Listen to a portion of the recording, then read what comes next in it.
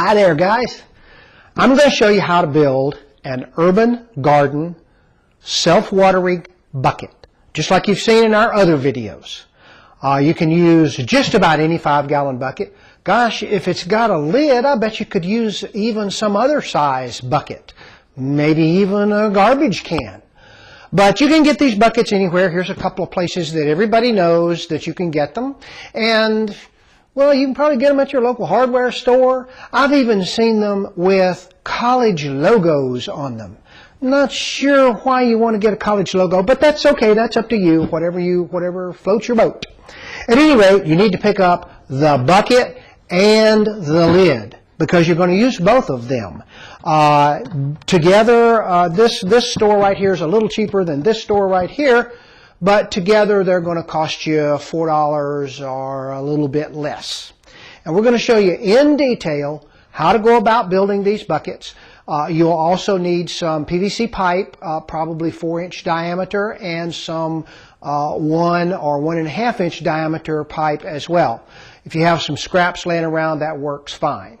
But we're going to show you in detail how to build this urban garden self-watering bucket, and what tools you need and what products you need. So let's get started.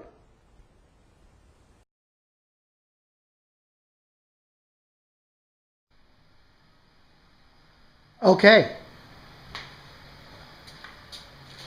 here are the products you're going to need. You're of course going to need a bucket with the lid. You're going to need some 4-inch PVC pipe.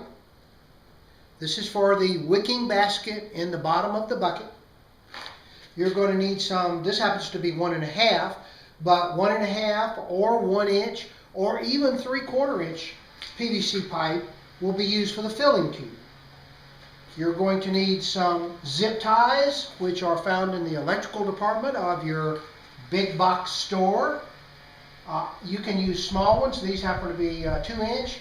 These are 7-inch. I think that you'd be better off getting 8 or 10-inch ties if you're going to use tomato cages or things like that that you wanted to tie to the bucket. And you'll need some black plastic if you want to cover up the soil to keep the weeds that float around in the air from getting in there. And that is not necessary, but it's useful, and that's the reason you can use the rim of the lid, put the plastic over the bucket, use the rim of the lid, cover up the plastic, and cut a little X in it so that your plant will grow. So this is all the tools you need, all of the supplies you need for making a self-watering bucket. And now we'll show you what tools you need.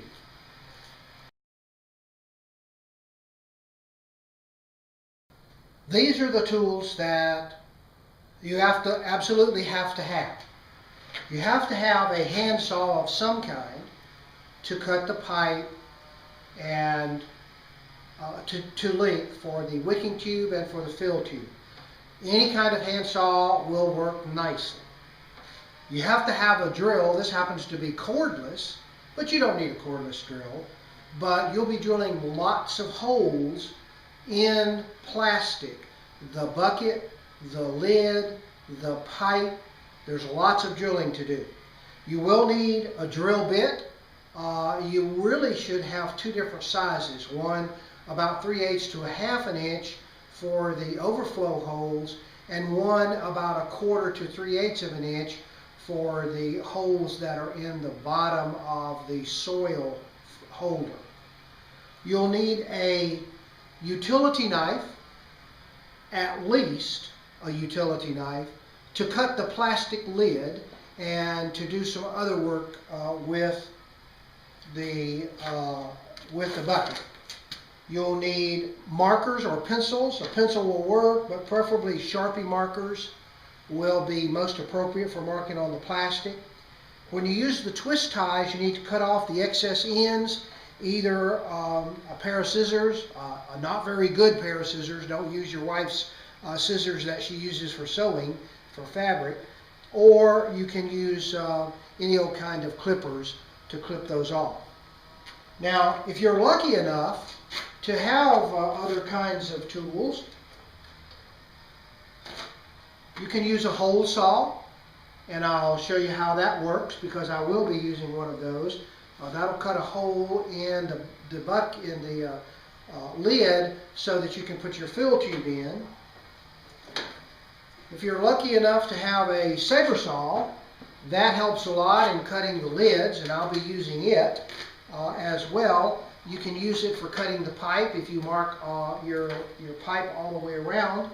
But if you are lucky enough to have what's called a sawzall, you can use this for cutting the pipe and cutting the lids. This is pretty heavy duty. It's hard to handle. I would not recommend it, but if you've got it and don't have any other kind of saw, I'd go ahead and use it. You don't have to worry about cutting straight lines. These are not, this isn't rocket science. You don't have to measure everything and have everything exact. Although you really should have a measuring tape. We'll show you how, where you really need to have one accurate measurement. But the rest of this is not very important. We're not making something that's going to be a fine piece of furniture that people are going to be looking at. We're making something that is going to hold dirt and grow plants for several years. It doesn't have to be pretty.